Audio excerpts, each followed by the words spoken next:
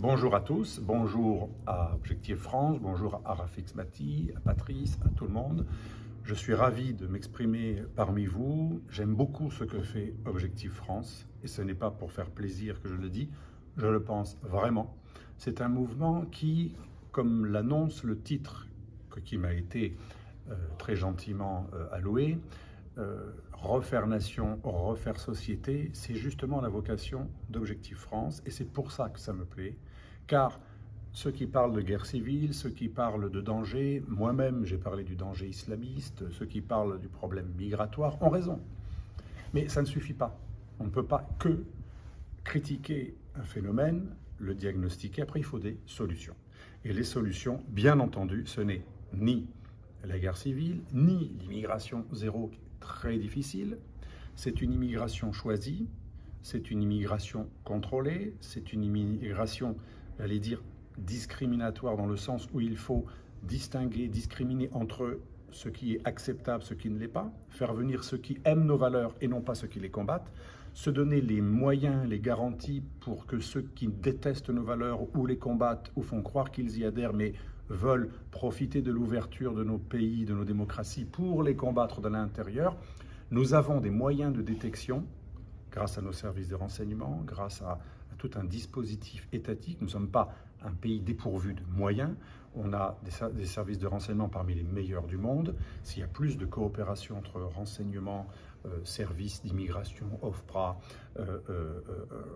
fonctionnaires, organisations, autorités publiques, forces de l'ordre, on a les moyens de faire venir uniquement en France les migrants légaux, les immigrés, qui accepteront notre modèle, qui seront un plus pour l'économie, pour la société, et qui deviendront des Français, comme Rafik Smati, comme moi-même, comme beaucoup d'autres probablement aujourd'hui, qui ont des origines étrangères, mais qui aiment ce pays et qui sont loyaux envers ce pays. Ce n'est pas impossible. Donc le diagnostic sur le péril de l'immigration incontrôlée, de l'islamisme radical, mais aussi d'autres périls qui ne sont pas du tout venus de l'extérieur, mais qui sont propres au malaise français, c'est-à-dire l'autoracisme, l'autodévaluation, la repentance permanente, l'autodénigrement, et qui va même jusqu'à la haine de soi. J'en ai parlé dans le complexe occidental. Ça aussi, c'est un problème. Et là, c'est un problème qui n'est pas lié à l'autre, qui est lié à nous-mêmes. Donc tout ce diagnostic sur les problèmes endogènes, exogènes, les défis, les menaces, les périls, les dangers sont faits depuis des années, on les connaît, tous nos services de renseignement eux-mêmes le savent, y compris le risque de guerre civile sur lequel planche une partie de nos services de renseignement et de gendarmerie. Maintenant, quelles sont les solutions? Les solutions, c'est faire société, faire France, faire nation. Donc le titre qui m'est imparti est très intéressant, me plaît beaucoup. Mais comment faire cela? Donc on a parlé d'une immigration qui doit être choisie, bien entendu, mais ça ne suffit pas. Il faut aussi une politique d'intégration, que certains nommeraient plutôt politique d'assimilation, faire en sorte que le nouveau venu aime le pays, mais ça ne suffit pas, parce que le problème de la division de la nation n'est pas uniquement dû au fait que certains migrants ou fils de migrants ou d'immigrés n'aiment pas ce pays, puisqu'il y a des Français, entre guillemets, de souche, qui les incitent à détester ce pays.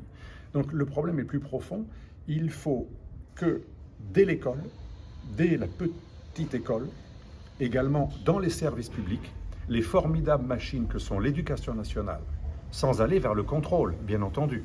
On laisse la liberté des artistes, des intellectuels. Mais il faut que les machines, qui sont des formidables outils d'éducation, que ce soit les écoles, les petites écoles, les universités, ou que ce soit les chaînes d'information, les chaînes de télévision publiques. Ces deux voies qui sont des outils extraordinaires pour informer ou pour désinformer, pour transmettre ou pour ne pas transmettre. Ces outils qui sont financés par nos impôts doivent absolument être convoqués, non pas dans une limitation à la liberté culturelle, mais parce que l'État est tenu d'employer les fonds publics, qui sont le résultat des impôts des citoyens, non pas pour promouvoir n'importe quoi, mais pour promouvoir l'amour du pays, la loyauté, l'esprit civique, mais aussi connaître l'histoire. Par exemple, est-ce normal qu'aujourd'hui, l'émission qui fait le plus France, qui diffuse le plus l'amour de la France, avec une façon d'aborder l'histoire fascinante, une émission qui est sur CNews, Est-ce qu'il est normal que les chaînes publiques n'ont pas réussi à faire ce que CNews a réussi à faire? Je ne parle pas de d'émissions politiques ou même de notre ami Zemmour. Je parle de l'émission sur l'histoire de ces deux grands historiens qui, chaque soir, nous tiennent en haleine. Imaginez si France 2, France 3, France 5, plutôt que de faire des émissions régulièrement sur la repentance, sur les torts, les travers de la France, toutes les erreurs de notre pays, tous les carnages qu'on a commis, les fautes et bien entendu une propagande souvent de gauche ou d'extrême gauche qui réduit le passé de la France à un passé criminel et coupable. Imaginez si tous ces instruments des chaînes publiques n'ont pas été orientés de manière idéologique, c'est pas ce que je propose. Mais comme jadis, sous la République même des radicals socialistes, si ces instruments, grâce au fonds public, étaient employés pour faire aimer le pays et apprendre son histoire, comme on l'apprenait pas uniquement sous l'Ancien Régime, mais sous la Troisième République aussi, ces fameux hussards noirs de la République.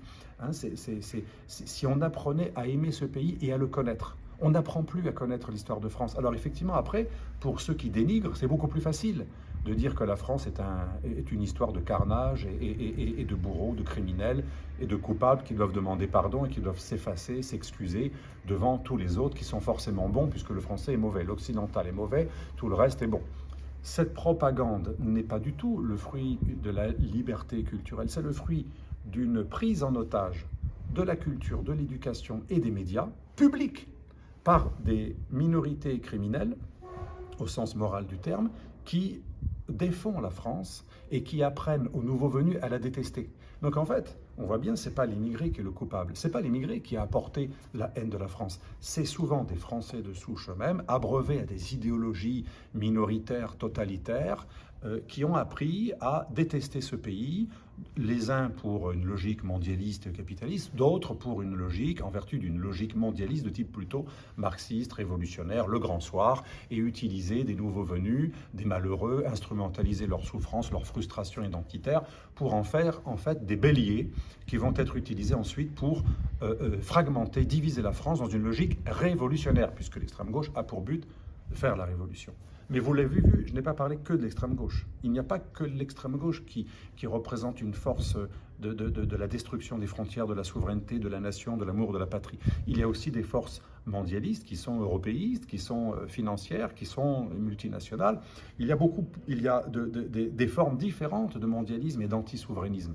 Et donc, il ne faut pas uniquement parler uniquement de ceux qui sont animés idéologiquement par un dessein, un objectif de destruction de la France. Il y a des forces multiples.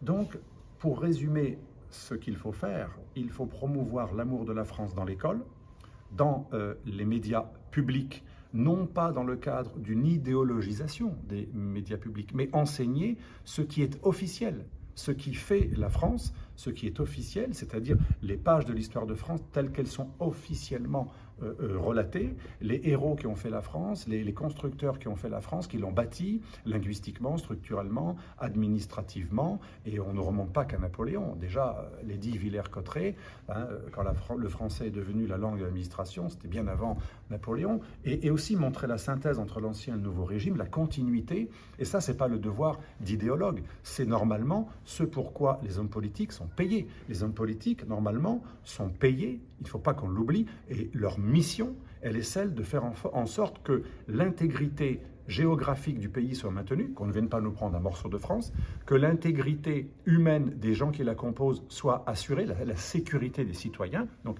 une géographie, territoire, une population, et ensuite défendre l'intégrité des institutions et des valeurs qui la sous-tendent. Une entité politique ou géopolitique, c'est un territoire, une population et un gouvernement qui est lui-même sous-tendu, animé par une idée, des valeurs fondamentales qui sont celles de la République. Donc c'est pour ça que je dis que ce n'est pas du tout idéologique, droite ou gauche. C'est les valeurs de la République, mais qui n'est pas que la République. Il ne faut pas parler que de République. La République, c'est la France. Et la France, ce n'est pas que la République. C'est entre autres la République depuis 1792, mais c'est aussi avant l'Ancien Régime. Donc la France dans sa continuité, comme le fait cette merveilleuse émission de CNews. Pour conclure, l'éducation, les médias pourraient promouvoir autre chose que de la sous-culture ou de l'appauvrissement moral et intellectuel. La France Rien ne l'empêche également de relancer une activité de production cinématographique et musicale pour contrebalancer Macworld, parce que, je le répète, on n'est pas menacé que par l'islamisme radical ou le méchant migrant. Il y a aussi des menaces transversales qui viennent absolument d'ailleurs. Qui nous empêche de produire des rythmes, des musiques, des cultures autochtones européennes? Pourquoi partout il y a cette domination de la culture anglo-saxonne? Pourquoi dans les écoles de commerce et maintenant même les universités, c'est devenu normal d'employer plein de mots anglais alors qu'au Canada on lutte? Il y a même des lois qui empêchent de trop angliciser le français et qui permettent d'assurer la pérennité du français. C'est ça aussi la mission de nos dirigeants. Et bien sûr, la mission de nos dirigeants, c'est également d'assurer la sécurité, la souveraineté de la France, maîtriser nos frontières. Pourquoi pas rétablir le service militaire ou une forme de service militaire? Alors ça a été plus ou moins fait avec le service civil, les quelques jours de découverte, mais ça équivaut absolument à rien. Le service militaire était le dernier creuset dans lequel on pouvait être tous égaux devant le drapeau, avec le même costume. Donc toutes ces initiatives sont possibles et je pense vraiment que si tout cela est mis en œuvre et que tout cela participe du patriotisme intégrateur, on pourra, pas immédiatement, mais réussir cette politique d'intégration et d'assimilation, ce que j'appelle le patriotisme intégrateur ou assimilateur. Et bien entendu, ça passe tout cela par une politique éducative, didactique, et pas uniquement répressive. Je disais tout à l'heure que combattre la menace islamiste ou djihadiste, c'est pas ça qui va forcément faire aimer la France. Ce n'est qu'un volet. Mais il ne faut pas oublier non plus, même si j'ai surtout parlé d'éducation, de transmettre l'amour de la nation de plusieurs moyens, il ne faut pas oublier bien entendu le volet sécuritaire. Nous sommes en guerre, ou plutôt l'islamisme radical est en guerre contre nous, mais pas que l'islamisme radical, il y a aussi des forces indigénistes qui ne sont pas que islamistes, mais qui sont des forces, je dirais, revanchardes, ressentimentales, qui en veulent à la France et qui malheureusement ont de nombreux militants qui sont de nationalité française, qui œuvrent à détruire la France de l'intérieur dans une logique rouge-brun-vert, c'est-à-dire, comme on le voit autour de Dieudonné, à la fois l'extrême droite, l'extrême gauche, l'islamisme radical, on ne sait plus trop quelle est leur idéologie, mais des forces du ressentiment qui veulent détruire ce qui fait que l'on peut vivre ensemble. Et donc, le volet répressif et le volet éducatif ne s'annulent pas, ils sont complémentaires, et je pense qu'on peut refaire France, ça prendra du temps, ça prendra 5, 10, 20 ans, ça prendra probablement, me disait un général qui a été très engagé dans l'intégration, et il a beaucoup cru en l'intégration, il disait ça prendra au moins une génération. Mais je pense qu'avec une politique comme l'a fait l'Autriche récemment, de mise à l'index des imams qui nous détestent, de mise à l'index des associations islamistes qui prônent des valeurs opposées aux nôtres, une reprise en main, parce que l'islam aussi c'est un enjeu important, c'est pas le seul, mais c'est l'un des vecteurs qui est utilisé par les ennemis de notre nation pour nous diviser, en faisant croire à tous les musulmans qu'ils sont victimes d'islamophobie, que le français est intrinsèquement raciste, l'islamophobie étant assimilée à une forme de racisme, alors qu'en fait ça ne l'est pas, c'est la critique d'une religion. Donc bien entendu, comme l'a fait l'Autriche récemment, la reprise en main d'un islam de France, qui ne veut pas dire exclure les imams, qui veut dire exclure les imams hostiles à nos valeurs, et on les connaît, c'est ceux qui adhèrent bien sûr j'allais dire aux talibans, aux frères musulmans, aux salafistes, aux tabligh, à plusieurs mouvements tout à fait répertoriés islamistes internationaux, qui ont malheureusement pignon sur rue. On peut faire un islam de France avec des imams pro-français, il y en a plein. Il y en a beaucoup plus que vous croyez. Je sais que je vais paraître naïf, il y a beaucoup plus d'imams que vous croyez qui seraient, ou de leaders musulmans ou associatifs musulmans, qui pourraient promouvoir plus l'amour de la France. Et ça, c'est important. Mais ça veut dire aussi mettre en avant des artistes, des intellectuels, des leaders, des imams, des présidents d'associations qui viennent de ces minorités et qui aiment la France. Il y en a plein. Il y a énormément de sportifs, d'artistes, d'intellectuels, de militants des droits de l'homme, y compris de militants antiracistes, le vrai antiracisme, qui sont prêts à témoigner que l'islamophobie, elle est souvent imaginaire et qu'il y a plus de choses qui devraient faire en sorte que l'on remercie la France plutôt que de l'accabler. Il y a beaucoup de fils d'immigrés, musulmans ou pas, qui sont prêts à prendre la parole et à dire « ne vous plaignez pas, demandez-vous plutôt ce que vous pouvez faire pour la France plutôt que ce qu'elle peut faire pour vous ». Un peu la phrase de Kennedy. Pourquoi on ne met pas en orbite ces gens? Alors vous me direz, on ne peut pas contrôler la culture, d'accord, les médias non plus, d'accord. Mais pourquoi les politiques ne mettent pas en avant des gens issus des minorités qui prônent avec toute leur force l'amour de la France. Imaginez un ministre noir, indien, chinois, algérien, ou même pourquoi pas aussi fils d'un immigré européen, qui vous crie l'amour du pays, qui a un prénom et un nom étranger, et qui vous dit à quel point chaque jour, ou à chaque fois qu'il prend une prise de parole, qu'il fait un meeting, il vous dit qu'il adore ce pays, et il incite les fils d'immigrés et les migrants à ne pas accabler ce pays, mais à lui dire merci et à montrer tout ce que ce pays a de formidable et les raisons pour lesquelles on devrait remercier ce pays. Imaginez qu'à la place des Omar Sy ou de tant d'artistes ou de sportifs que l'on a mis en avant et qui crachaient sur ce pays, imaginez qu'on mette en avant, alors je ne dis pas qu'il faut interdire Omar Sy, bien entendu, non. Je dis que les hommes politiques, lorsqu'ils organisent des campagnes, lorsqu'ils font des meetings, lorsqu'ils recrutent des candidats pour les élections, pourquoi ne mettent-ils pas en avant tous ceux, et il y en a beaucoup, issus des minorités, qui adorent la France et qui demandent de ne pas se plaindre. J'en connais moi-même énormément. Des médecins, des chirurgiens, des policiers, des artistes, des sportifs qui adorent ce pays et qui sont révoltés d'entendre les Traoré cracher sur ce pays comme si ce pays n'apportait que des malheurs et comme si tous les flics étaient des racistes et des méchants et tous les Français des intolérants, des islamophobes et des ennemis des bronzés. Ce que certains finissent par croire. Je vous assure, j'en connais énormément des gens issus des minorités, y compris, comme on dit aujourd'hui, de couleur, qui sont scandalisés par ce discours victimaire.